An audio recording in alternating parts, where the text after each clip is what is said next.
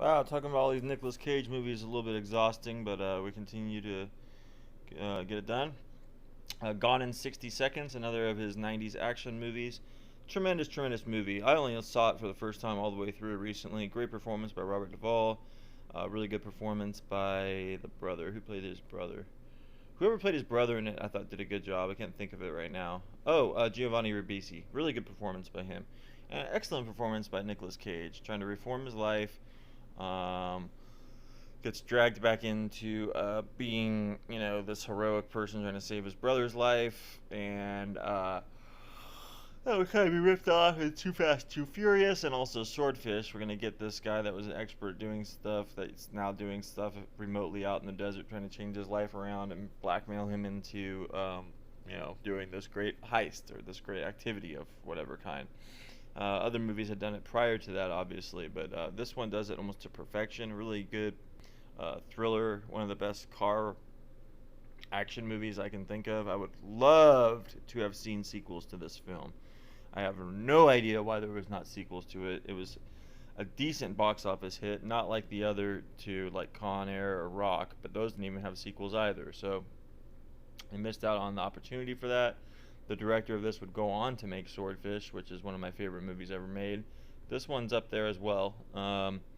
So that's Gone in 60 Seconds. Really good performance. You really are rooting for him. You really do believe that he's going to do whatever he can to save his brother. And, some of his action movies, oh, yeah, it's just action. But no, he elevated a lot of these films with his great performances in them.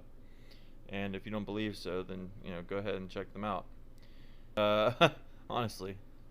I mean, I think sometimes people haven't actually seen some of his great action movie performances, and they're just like, "Oh yeah, he's a parody of himself." He's actually not. He's actually a really good actor in these movies. And some people are very bad in action movies, and that's why the action movies suffer. In fact, Bruce Willis, as good as he is in the Die Hard series, is not always the best in other action movies. Kind of sleepwalks through them. This guy never sleepwalks through any of these, especially in this era. So, a little bit of a PSA for Nicolas Cage there. Now we got a number 8, Honeymoon in Vegas.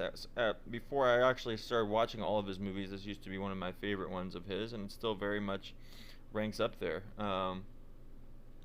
That's what makes It Could Happen to You as disappointing as it is, because this reteams him with the writer Andrew Bergman, I do believe, and Andrew Bergman, very talented man. Andy Bergman made The Freshman, but which is also not the best movie. But at least he's hit or miss, I guess, but very talented, and his talent really shows here in Honeymoon in Vegas. And this shows how good Nicolas Cage can be in a romantic comedy, with even dramatic elements in Honeymoon in Vegas. There's some definite drama in this film. Basically, he's been delaying and proposing to his wife or his fiancée, Sarah Jessica Parker. She looks just totally beautiful in this movie. None of her social justice stuff going on at this point of her life. None of that, surgery or whatever she's had later. Just total beauty, free Sex in the City, LA Story, Honeymoon in Vegas era. Really beautiful actress, and really is a spotlight of the film as well. Nicolas Cage is in his own scenes in Hawaii, this whole pursuit that he goes on and everything. And basically, he loses he starts gambling when he's on his honeymoon. Gets into a bet with James Caan. James Caan wins his wife basically from him, so he must figure out how to win her back. And it turns out that this James Caan guy is a real dangerous guy, or supposedly dangerous guy in the mafia. So it's quite an interesting film, and it was a pretty good box office sleeper hit in 1992, and sort of got Nicolas Cage elevated in his career to being, very high up. So go check out Honeymoon in Vegas. 7 is Adaptation. He was nominated for an Oscar for this film. He does dual performance. Robert McKee was a screenwriter, screenwriting coach.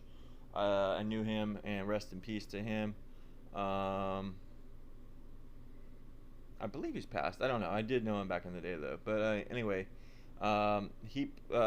Nicolas Cage actually plays the screenwriter of this film adaptation, and the screenwriter's brother, a fictional character, and very interesting, nuanced plot about people trying to adapt this book called The Orchid Thief into a movie.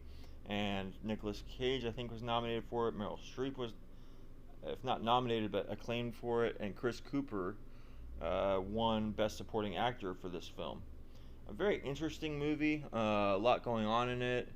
The orchid kind of makes some psychedelic stuff happen in it, and definitely one of his top performances. That's why I have it at number 7. And interesting to see him play two characters and share some on-screen stuff. I would have liked the third act to be a little stronger, though.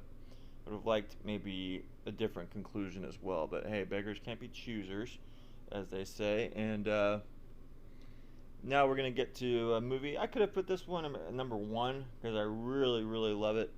Really love it. But, you know, there's just so many strong performances in this top that I put it where it's at. But, I mean, it could have been in the top 3, let's just say. It's definitely not probably going to be number 1. But this is Face Off, the John Woo movie. To reteamed him with Wind Talkers, which is the complete other end of the spectrum, a real calm Nicolas Cage performance. This is a frenetic Nicolas Cage performance, and then calm at times, because he's embodied by John Travolta for part of the movie. Or that's, you know, the plot of the movie is that he's a criminal, Castor Troy, and John Travolta actually does whatever he can to get revenge for him, so he becomes him. They do facial transplant surgery. And what I love about the movie is it doesn't even hazard to explain how this stuff is done technologically. It just is. You got Margaret Cho in a really small role. Joan Allen in a strong performance. An actress that was in a lot of movies in this era. God, what is her name? She was in Lolita, the remake. Dominique Swain. So she's in this film as well. And a lot of real good character moments for Nicolas Cage, and some extreme situations that he's in. Gina Gershon in it as well. The line about the peach. So many different great lines and parts of the movie. So that's Face Off, number 6. And in the next video, we're going to talk 1 through 5, hopefully. Shalom. Thanks so much.